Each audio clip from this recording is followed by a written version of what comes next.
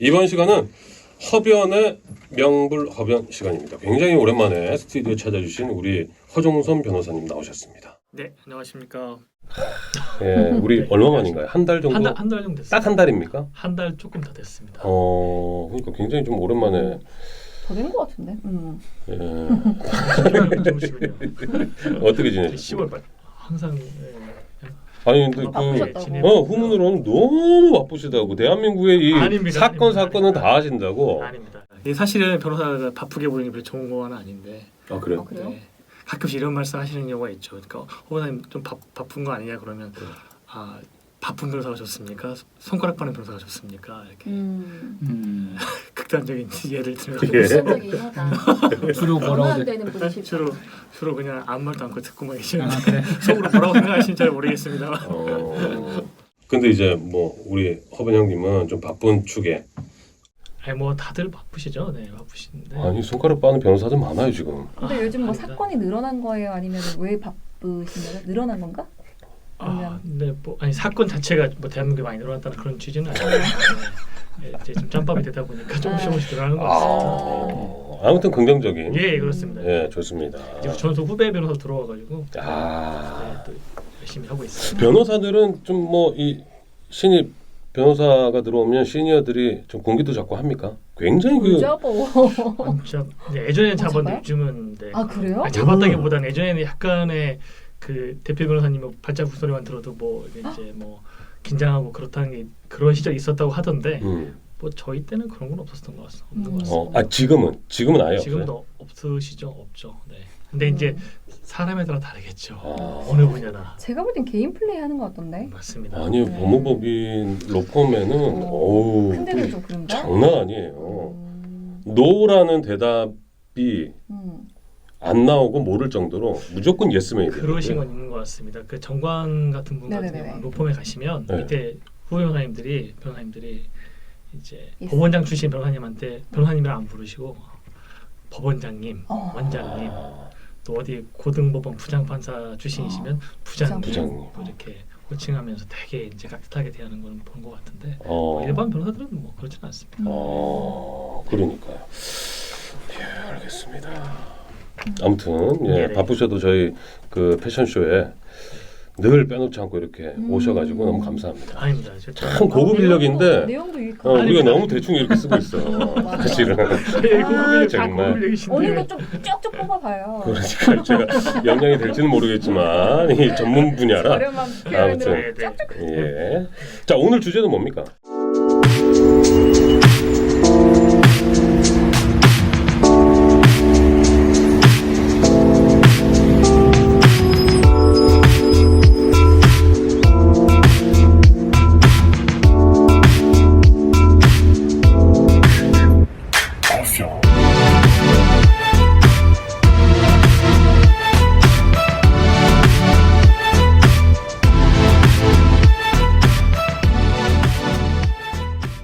오늘 주제는 뭐 연관성 있는 건 아닌데 두 가지 테마인데요. 간단하게 네. 하나는 우리가 그러니까 뭐 저를 그러니까 본인을 기준으로 어떤 회사랑 그 거래를 하게 됐을 때 상대방 그 거래하는 회사가 개인 사업체인지 아니면 법인 사업체인지를 보고 좀 거래를 하는 것이 좀 뭐랄까요, 나중에 거래를 제대로 이행할 수 있는지 네. 그리고 특별히 우리가 많이 납품을 하는 쪽이면 저쪽에서 대금을 지급해야 되잖아요. 그런 자력이 있을 것인지 뭐 그런 부분에 대한 판단이 좀 좋을 것 같아서 그 부분을 간단히 말씀을 드리고 두 번째는 이제 개인 사업자, 법인 사업자 차이 간단하게 말씀드리고 법인 사업자를 운영할 때 특히 1인 회사를 운영할 때 1인 회사로 법인 사업자를 운영할 때 주의사항 그런 경우가 되게 많이 있거든요. 실무에도. 1인 기업인데 법인으로 운영하는. 예, 운영하는데 거기서 이제 운영을 좀 잘못해서 나중에 뭐 횡령이나 아니면 뭐 사기나 이렇게 몰리는 경우가 있거든요. 그런 부분 주의할 사항을 간단히. 요거 예, 좋습니다. 그럼 첫 번째로 이제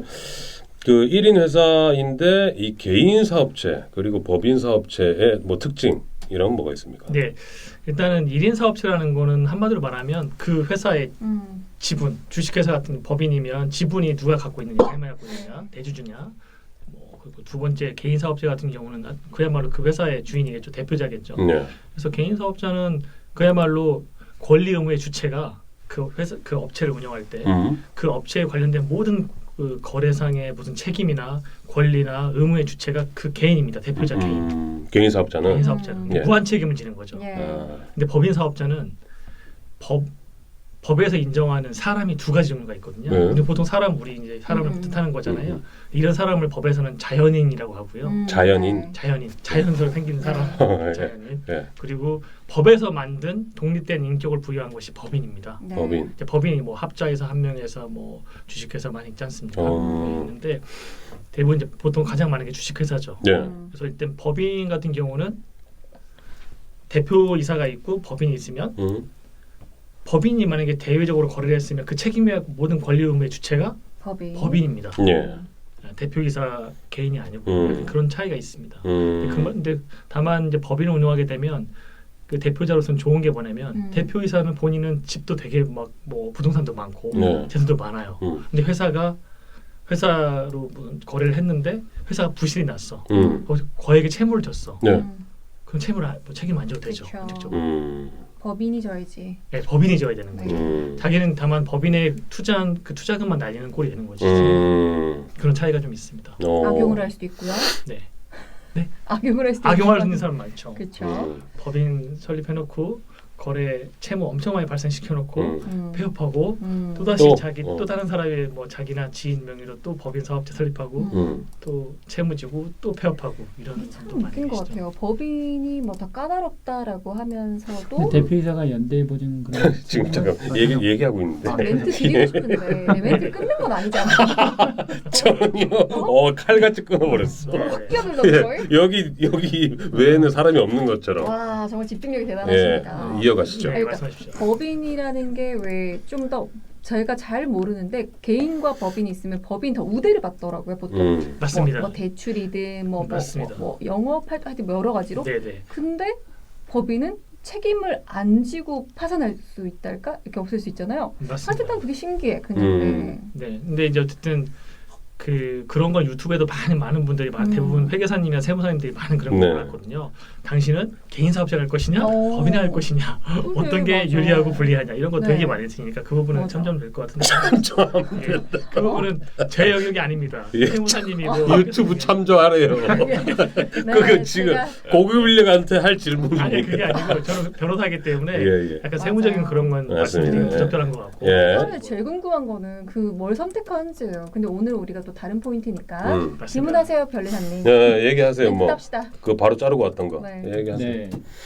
그렇게 대표이사가 다 책임을 면하는 건 아니지 않아요? 연대보증 같은 거 질 경우에는 당연히 책임을 지죠. 네. 그러니까 제 말씀 원칙적으로 면한다는 네. 것이지 네. 다른 것도 책임지는 거의 경우도 대부분은 현실적으로는 대표이사도 다 거의 같이 책임을 지지 않나요? 연대 책임도 많이 해놨으니까 그런 경우 많이 있죠. 현실적으로는 그런가? 보통 사업자 이제 창업을 하시는 경우를 보면 저도 이제 뭐 대표들을 만나니까 내가 이걸 제대로 할 수 있을까 없을까 고민하던 시기는 이제 개인 사업자로 냈다가 이게 조금 확장이 되고 괜찮다 싶으면 이제 법인으로 전환을 하더라고요. 네네. 보통 그런 식이죠. 네네. 보통은 그런 경우도 있고 대부분은 세금을 덜 내려는 방편으로 법인으로 만드는 경우 많아요. 맞습니다. 개인 사업자는 네. 소득세 30% 35% 넘어가면 이거 법인은 어떻습니까? 매출액이 20% 커지니까. 거의 매출액이 100억까지인가 100억인가까지 20%니까 네, 소득세를 조금 내죠.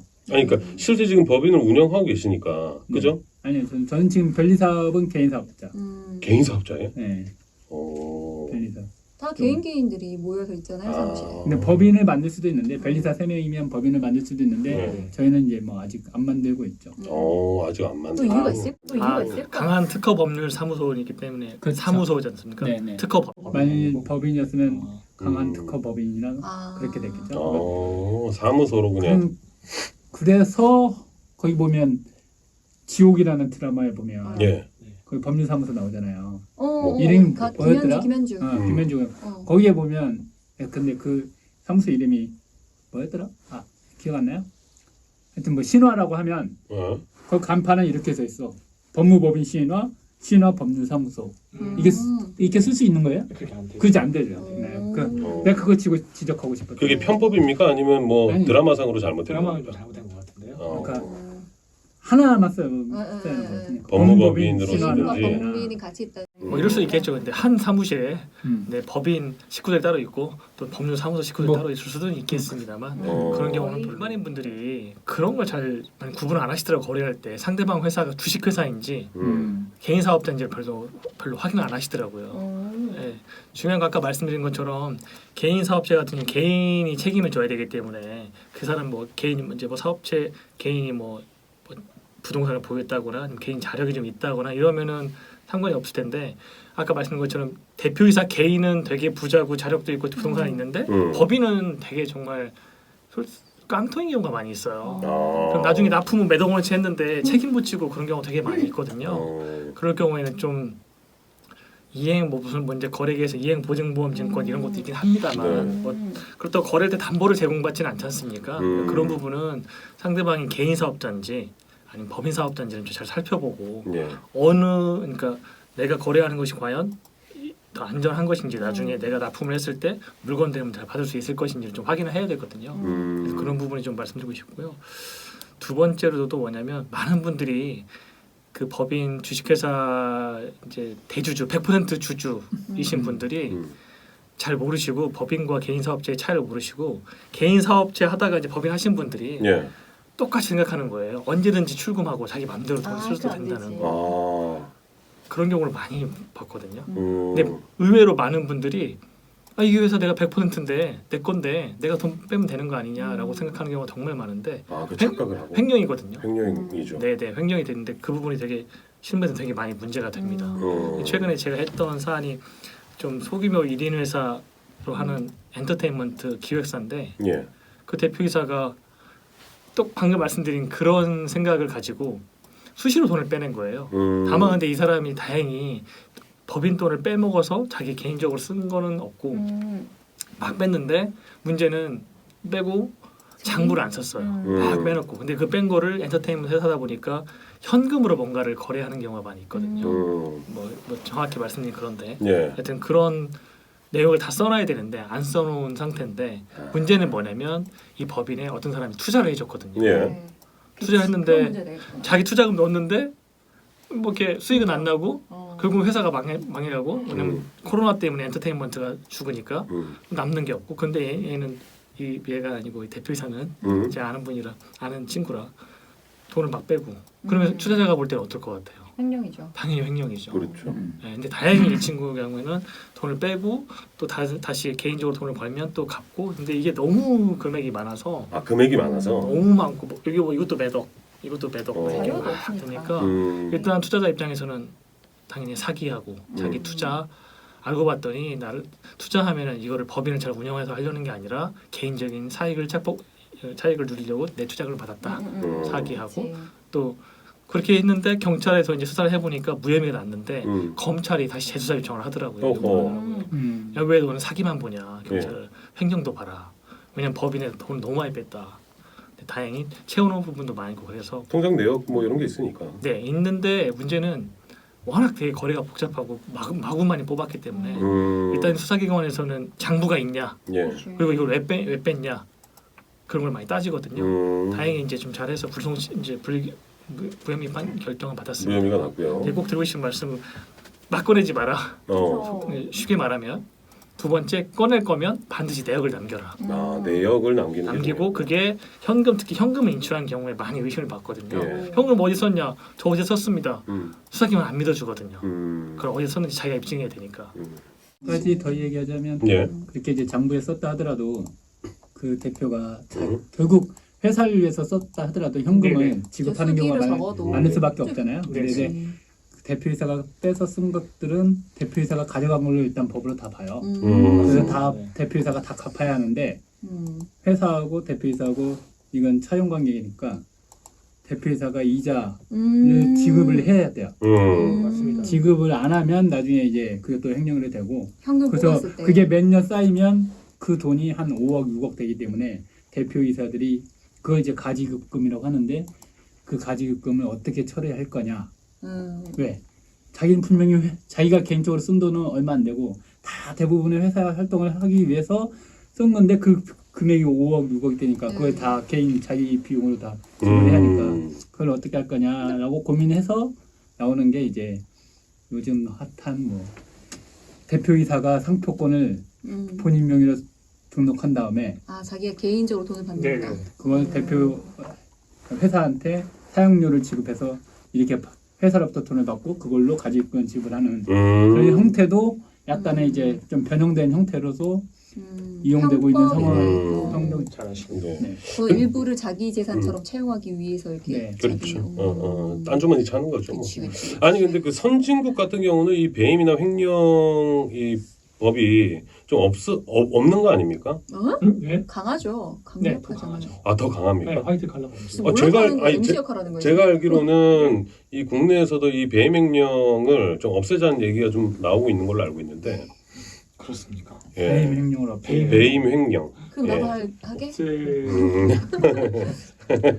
예, 요건 제가 좀 더 알아볼게요. 그런 얘기 좀 들었던 것 같아서 예.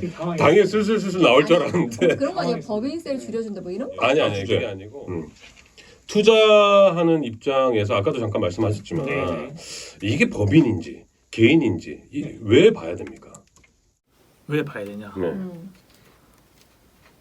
일단 아까 말씀드렸는데 다 됐어요. 라든지 이런 걸 봐야 되잖아요. 그렇잖아. 오늘 좀 말린다. 오늘 얼굴 되게 빨개지는 거 아니에요? 그러니까 너무 많이 웃어가지고. 준비한 거 하세요. 그럼 털어요. 제가 드리고 싶은 말씀은 이제 예. 잠깐 주제와 벗어난 건데 아까 말씀드린 그 케이스를 이렇게 그 수사 과정에서 이렇게 느낀 점이 하나 있는데, 그러니까 이건 완전히 다른 겁니다. 이님 회사 그 문제가 아니고 그것 때문에 횡령으로 이제 경찰 수사를 받는데 문제는 뭐냐면 워낙 많은 돈을 막 빼고 돌리고 막 이 통장 저 통장 벗고 지인한테 다시 상환하고 너무 복잡하기 때문에 그렇게 횡령 혐의로 이제 지금 조사를 받을 때 제대로 친 말씀이 이제 경찰 수사 관련된 겁니다. 절차에 관련된 건데. 경찰이 빨리 그걸 가지고 오라고 하거든요, 자료를. 피의자한테. 근데 피의자가 그거를 미처 다 못 찾는 경우가 되게 많아요.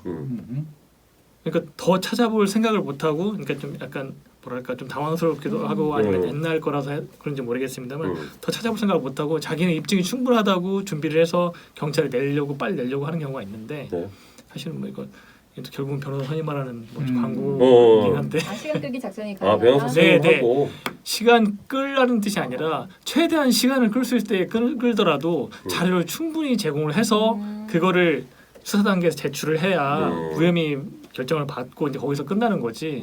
그거를 부족하게 되면 기소가 되거든요. 그러면 재판이 되고 피고인이 되고 엄청난 스트레스와 엄청난 시간과 노력을 들여서 자기의 또 혐의가 없음을 또 입증을 해야 되거든요. 그래서 이번 느낀 게 뭐냐면 이 친구는 자꾸 빨리 가려고 하더라고요. 빨리 가서 뭔가 소명하고 빨리 해결하고 빨리 하고. 근데 제가 보면은 소명이 안 되고 제가 봐도 이게 입증이 안 되는 건데 그래서 결국은 계속해서 끌다가 보니까 이게 자료를 준비해달라고 제가 요청을 했는데 그러면 한 며칠 지나면 연락이 오고 내 표를 정리했다. 좀 검토해달라 연락이 오는데 또 며칠 지나면 또 다른 표가 와요.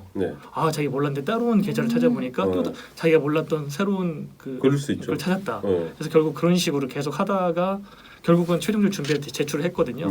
만약에 그 친구가 처음에 가자고 했을 때 제출했으면 아마 되게 충분히 그거는 횡령 혐의가 인정됐을 것 같은데. 근데 그런 과정에서 사실은 그 피의자의 경우에는 굉장히 뭐라 해야지? 그 빨리 좀 끝내고 싶은 마음을 이해할 것 같아요. 계속 심경이 복잡하잖아요. 근데 그거 외에도 사업을 하면서 뭔가 재판이 진행 중이면 법인 사업에 영향을 받거나 그럴 수 있어서 빨리 마무리 지어야 되는 건 아니에요?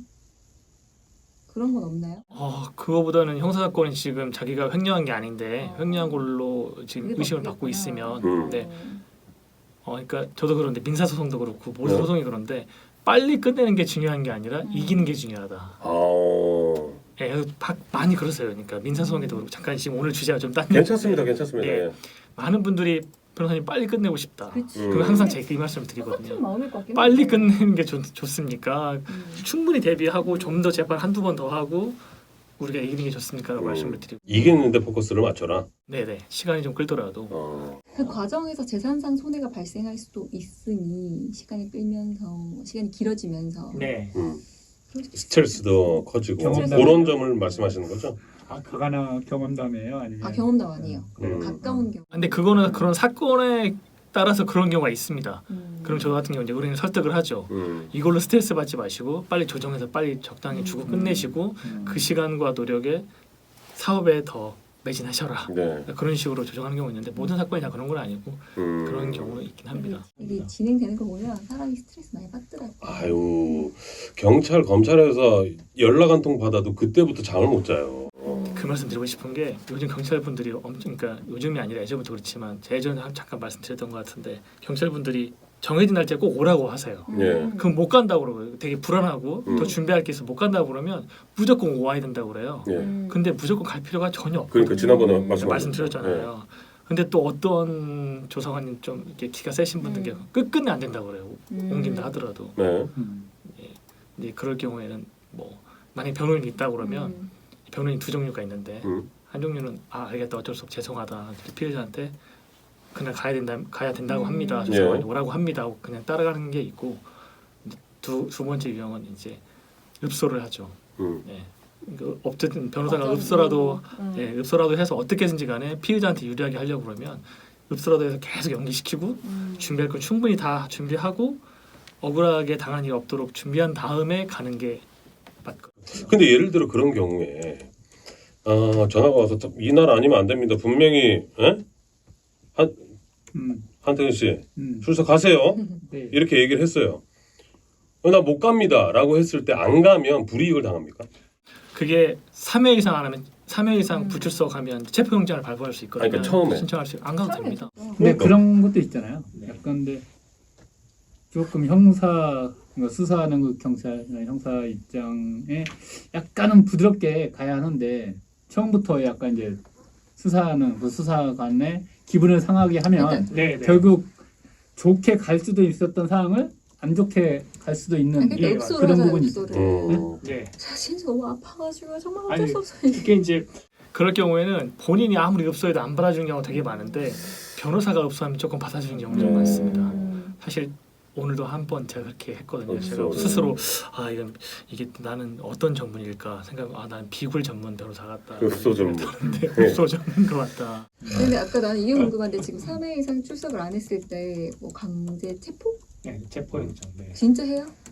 할 수 있죠. 어휴, 거의 잘 안 하죠. 그래가지고 근데 할 수 있죠. 악의적으로 도망가고. 저 최근에 가로세로 연구소 강용석 씨랑 꼭 체포영장 떨어져가지고 잡아갔잖아요. 그 사람은 좀 특이 케이스인가 뭐 일반적으로 일반 사람들은 다 가겠죠. 간다고. 일반 사람들 그 전에 쫄아서 가. 다 대부분 가죠. 보통 사람들. 아무튼 이제 갑자기 잠깐 주제를 이게 더 재밌었어요. 죄송합니다.